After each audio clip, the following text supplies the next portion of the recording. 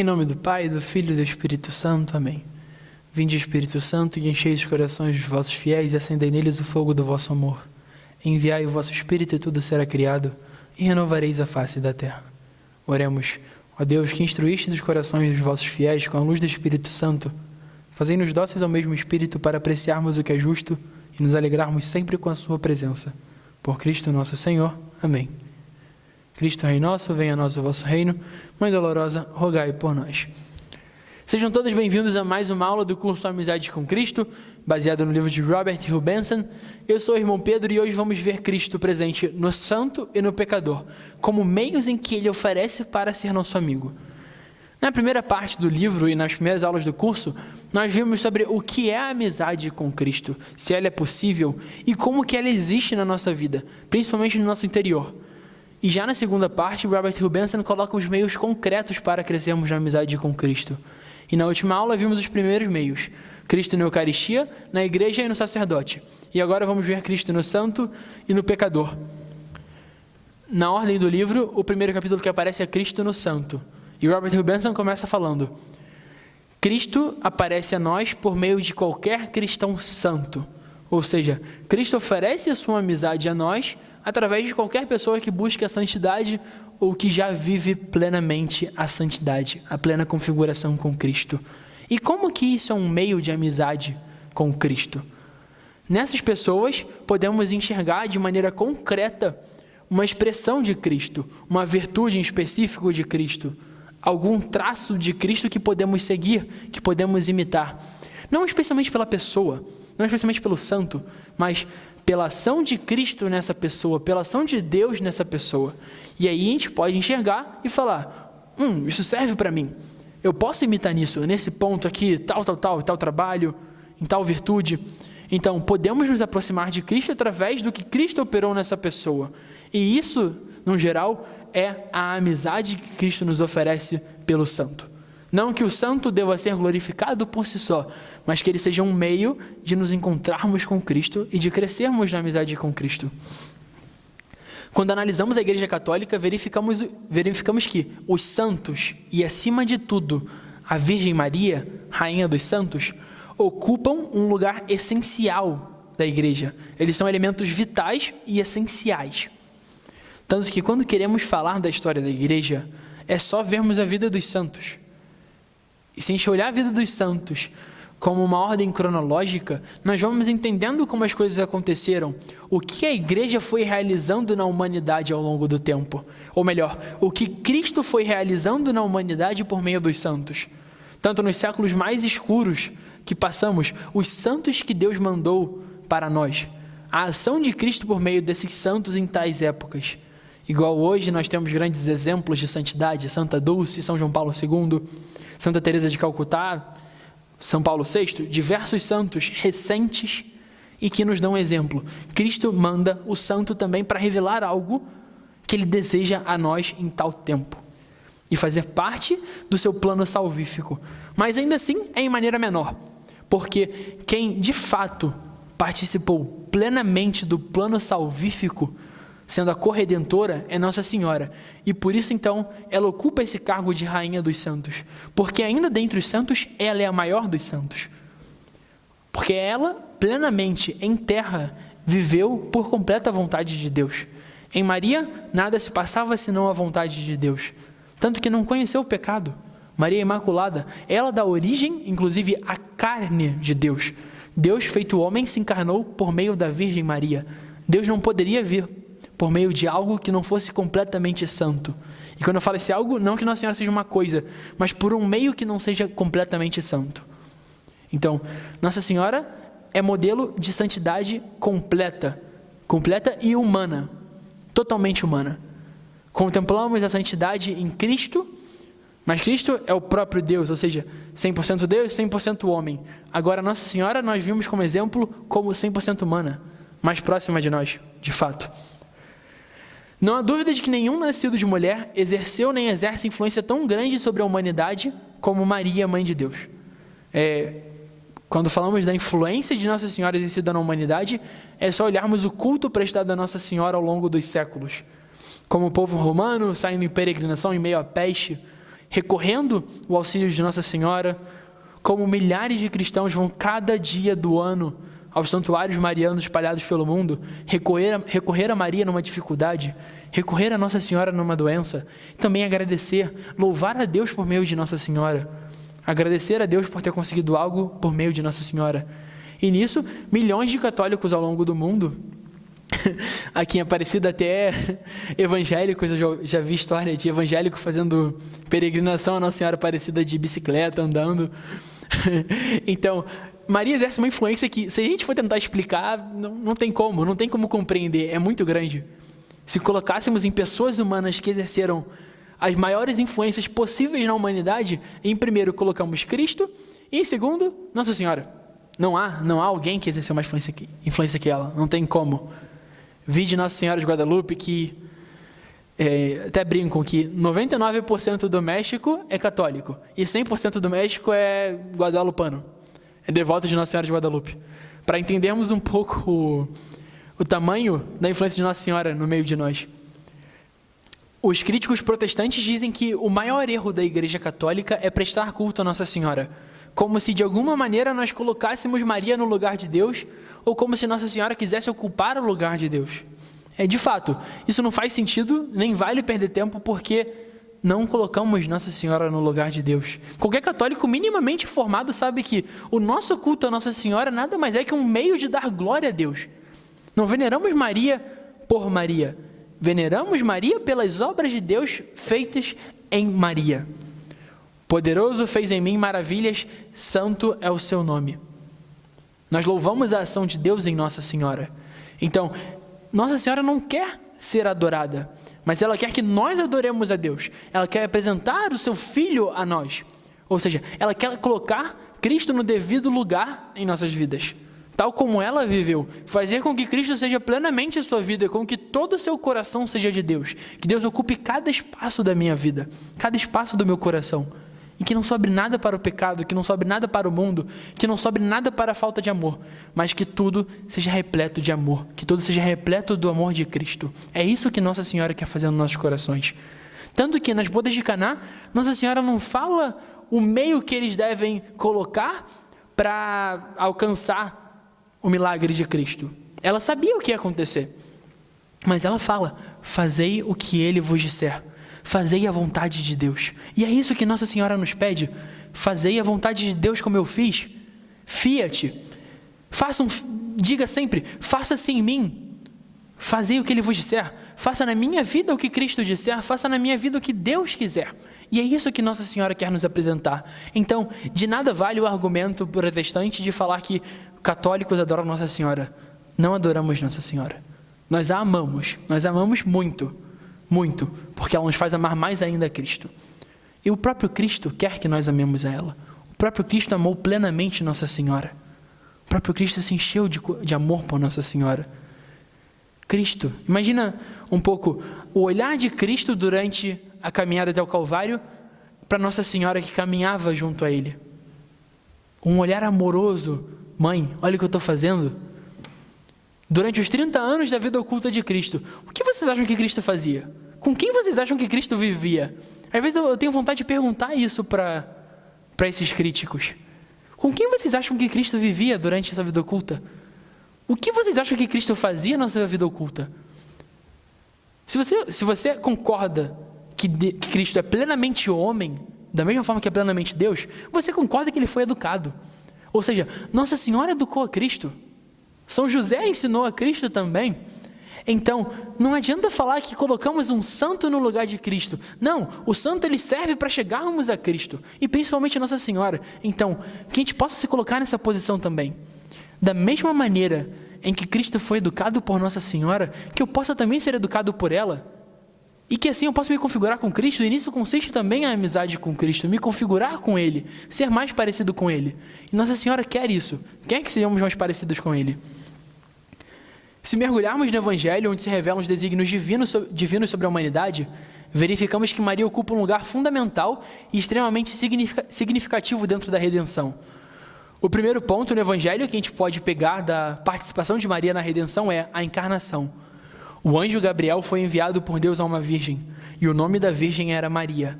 Ou seja, Deus conhece o coração de Maria. Ele conhece aquele que Ele chama, aquele que Ele escolhe.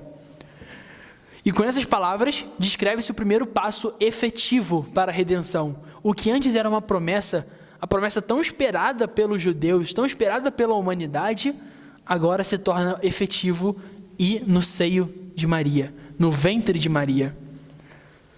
A anunciação do anjo forma um paralelo também com o primeiro passo do processo da queda do gênero humano. Ou seja, agora podemos fazer uma relação de Eva e Maria, como o Robert Hugh Benson nos propõe no capítulo.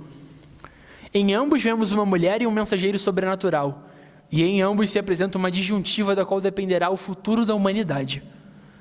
E aí a gente coloca então 2 pontos que falam da história da humanidade, 2 pontos chaves da história do homem.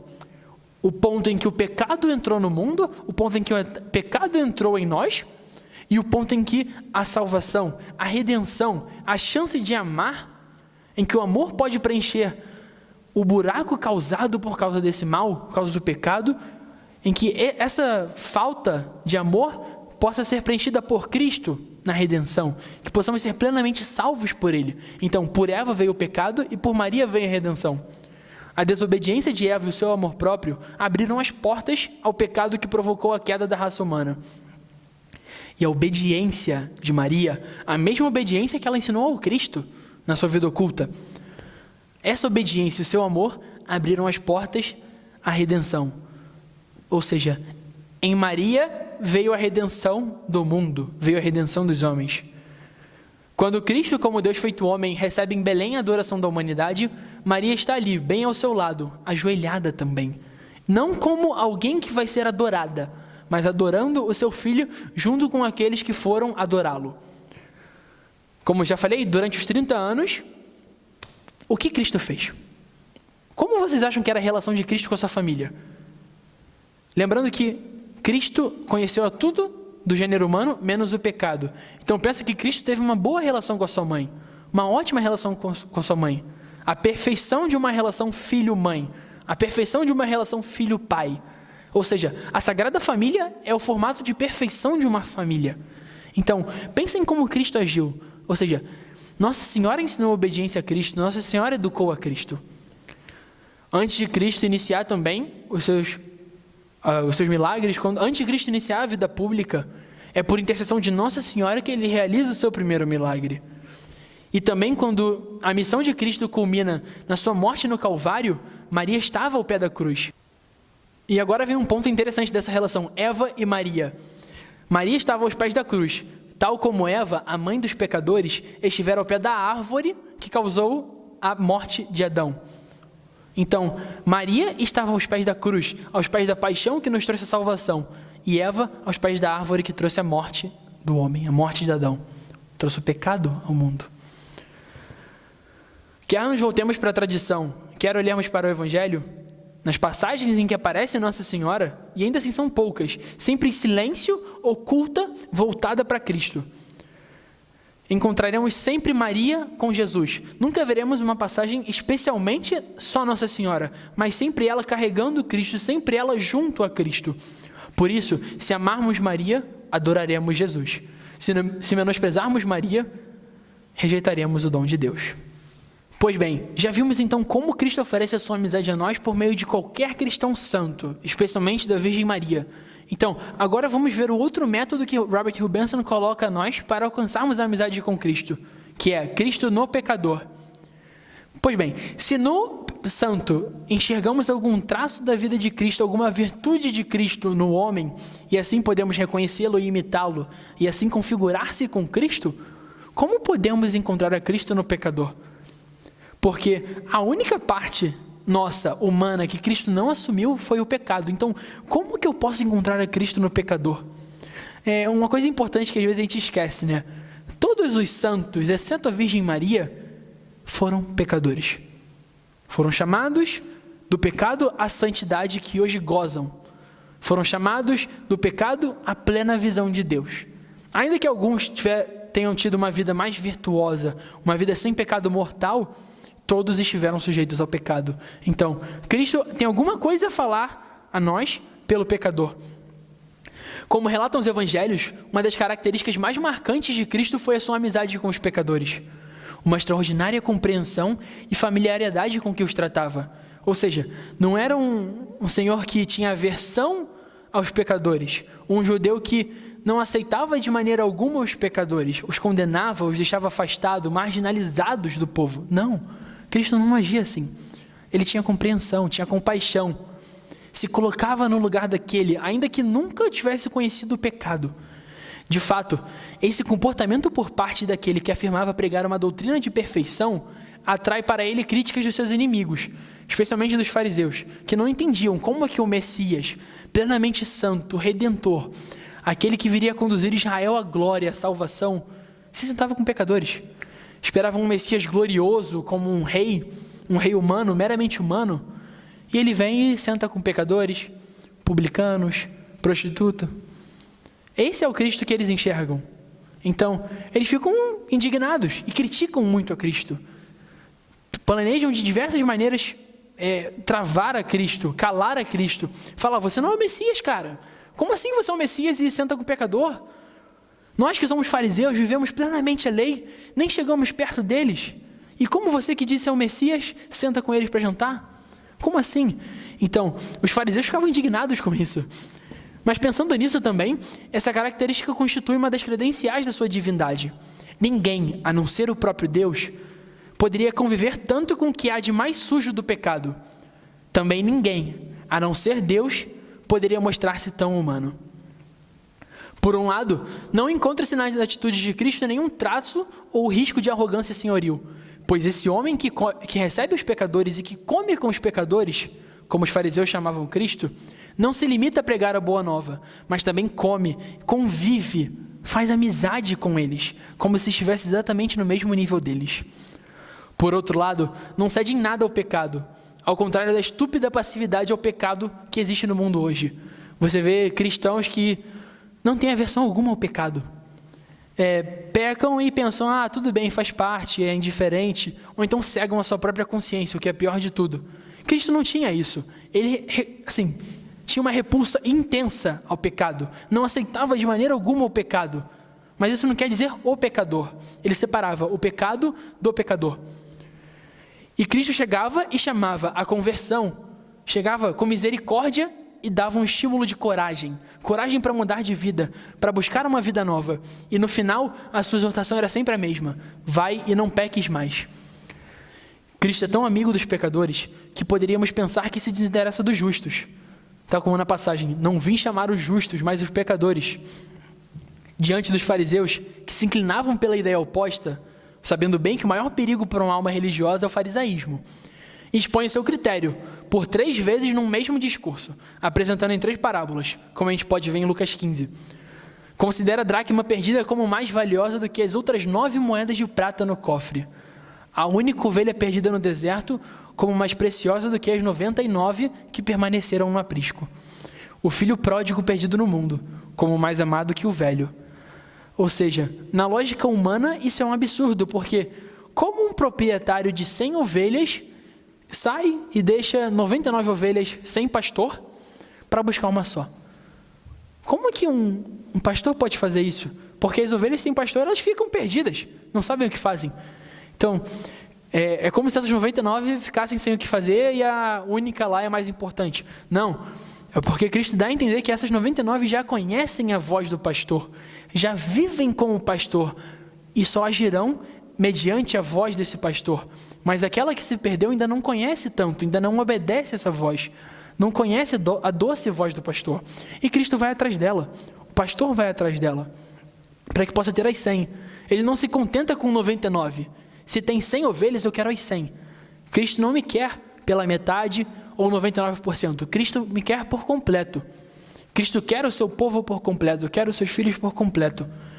E o mesmo caso do filho pródigo. Mas é interessante também que mostra que Cristo vai atrás tanto daquele que já está com ele, mas também do que se afastou. Da mesma maneira que é o pai que vai ao encontro do filho que estava no mundo, é o pai que vai ao encontro também do filho mais velho que estava revoltado. Ou seja, Cristo sai ao nosso encontro para oferecer a sua amizade.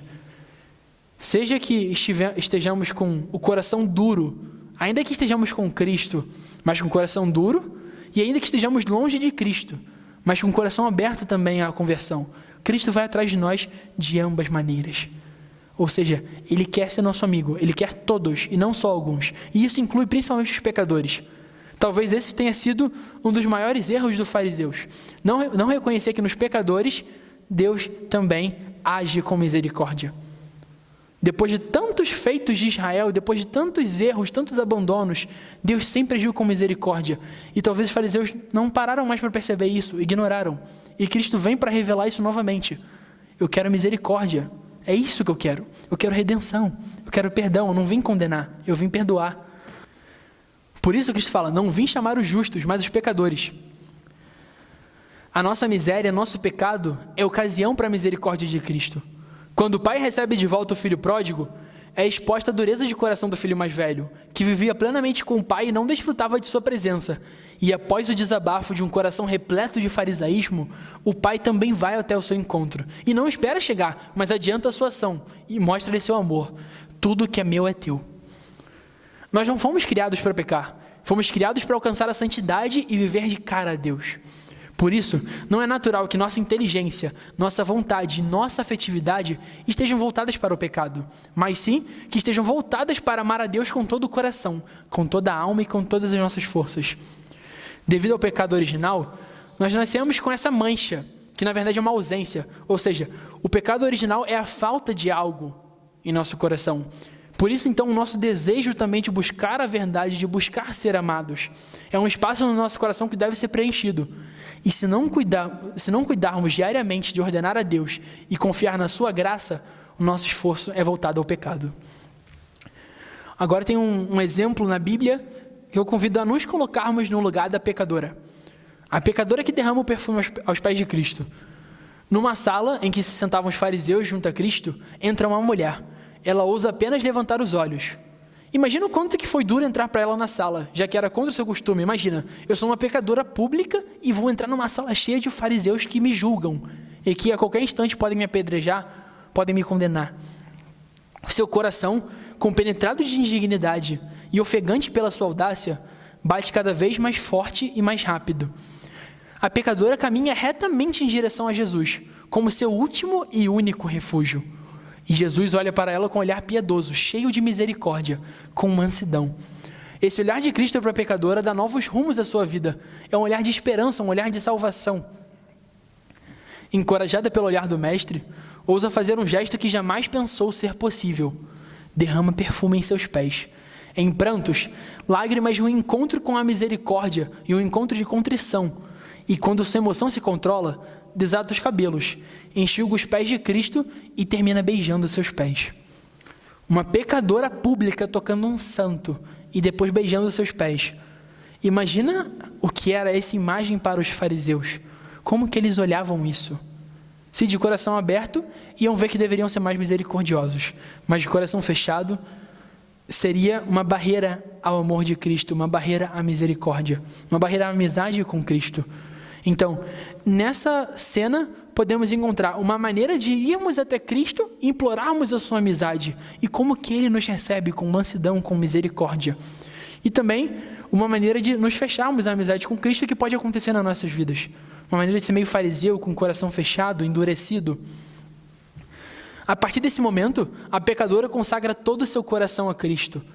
Ela, que sua profissão era viver a alegria do mundo, buscar o prazer a todo instante, chora. Seus cabelos, tantas vezes desatados para praticar o mal, são agora usados no mais humilde e afetuoso dos serviços. Aqueles que Jesus proporá mais tarde como modelo de humildade. Seus beijos, dos quais antes abusara vergonhosamente, são agora inspirados do mais puro ardor. E os perfumes que a ajudaram a seduzir e a levar ao vício são a homenagem do seu arrependimento. O que colocávamos a serviço do pecado, Cristo nos convida a colocar a serviço do amor. Ou seja, Cristo transforma a nossa capacidade de pecar infinitamente maior em uma capacidade de amar. Aquilo que colocávamos em força do pecado, Cristo nos convida a colocarmos em força do amor. É esse o chamado de misericórdia e é esse o chamado da amizade com Cristo no pecador. E com tudo o que somos, com nossas misérias, nossas falhas e imperfeições, ajoelhamo-nos ante aos pés de Cristo e convertamo-nos a Ele. E o nosso coração e toda a nossa vida seja voltada a Cristo, a nossa amizade. Então que, olhando para o pecador, não possamos só ver o próximo, mas olhar-nos nele e reconhecer em nós a necessidade de Cristo, a necessidade de ter Cristo como nosso amigo e que Ele possa converter cada dia em nosso coração esse espaço que ocupamos para o pecado, que seja preenchido como espaço para amar, como capacidade para amar. Eu sou o irmão Pedro, agradeço muito a atenção de cada um de vocês, conto com as suas orações pelo curso, por todos os irmãos que prepararam e também estarei em oração por cada um de vocês, que possamos crescer sempre na amizade com Cristo. Em nome do Pai, do Filho e do Espírito Santo. Amém. Deus abençoe.